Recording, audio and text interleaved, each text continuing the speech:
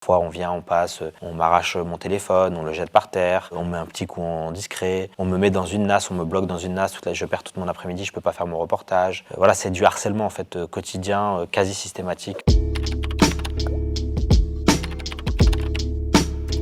Je m'appelle Taha Bouafs, j'ai 24 ans, je suis journaliste engagé. Je couvre les conflits sociaux en France, j'enquête sur les agissements de la police dans les quartiers populaires. En 2018, il y a une affaire qui va éclater suite à une vidéo que j'ai filmée place de la Contrescarpe à Paris. Je filme un homme qui est habillé en policier, qui frappe des manifestants sur la place. Et il se trouve que cet homme, en fait, c'est un proche collaborateur du président de la République. Il s'appelle Alexandre Benalla. Une affaire va éclater, un scandale d'État, ça va être une fracture dans le quinquennat de Macron. Et donc on va comprendre que ce pays fonctionne de façon un peu monarchique. C'est moi qui filme cette image, je me retrouve au centre un peu de cette tempête politico-médiatique. Ça complique ton... Ouais, évidemment. Évidemment, ça a compliqué mon travail parce que ça m'a donné une exposition telle que j'ai été dans le viseur. Que ce soit sur les réseaux sociaux, j'ai été la cible de harcèlement en ligne, de macronistes, d'extrême droite. J'ai été la cible de syndicats de police.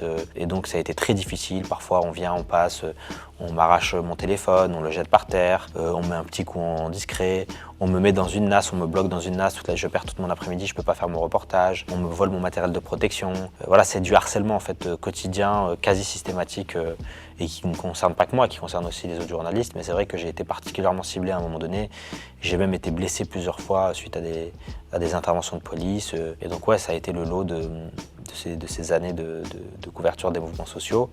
Et je disais donc en tout cas parce que aussi on a fait ce travail de recensement, de documentation des violences policières qui ont tellement mis dans l'embarras l'État qu'à un moment donné ils se sont dit c'est plus possible. On va faire une loi sur mesure qui visait justement à criminaliser la diffusion d'images de violences policières. Et donc il y a eu une énorme mobilisation contre cette loi parce que voilà, on est clairement dans une dérive autoritaire du gouvernement. Ce que je dis aussi dans mon livre, c'est qu'on ne fait pas que perdre. On a aussi des victoires politiques, c'est pour ça que l'État est de plus en plus violent. On m'oppose souvent ce truc, on me dit oui, le journaliste doit être neutre, objectif. Je crois que la neutralité, ça n'existe pas. Le journalisme, c'est de l'arbitrage, constamment. Si la neutralité n'existe pas, il y a quelque chose qui existe et qui est important, c'est l'honnêteté.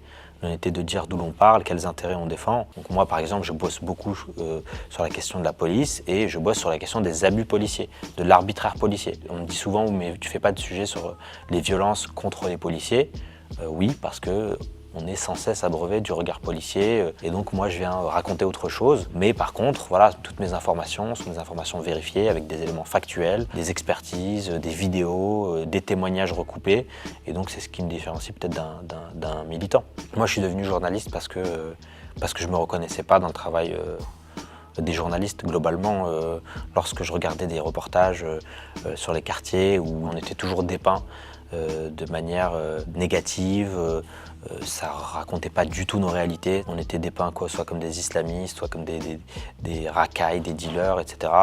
Alors qu'il y a énormément de choses à raconter sur nos vies. Mais en fait, ça laisse des traces dans la vie d'un quartier. Et même quand j'allais en manifestation, par exemple, lorsque je rentrais de cette manifestation et que je regardais la télévision, voilà, ça racontait pas du tout la réalité de cette manifestation, la réalité de pourquoi est-ce que des gens manifestent. Et c'est vrai que, en fait, on peut pas expliquer pourquoi est-ce que les gens manifestent, pourquoi est-ce qu'ils sont en colère, si on est derrière la ligne de CRS ou si on est en caméra embarquée avec les policiers. Il faut être auprès des gens, il faut être à leur côté pour pouvoir les comprendre, pour pouvoir leur raconter. J'ai commencé à prendre mon téléphone et à filmer dans les quartiers quand il y avait des révoltes urbaines, dans les manifestations, sur les piquets de grève. Et donc j'ai commencé par faire du journalisme avant d'être journaliste. Ouais, moi j'ai commencé à être journaliste avec le quinquennat de Macron.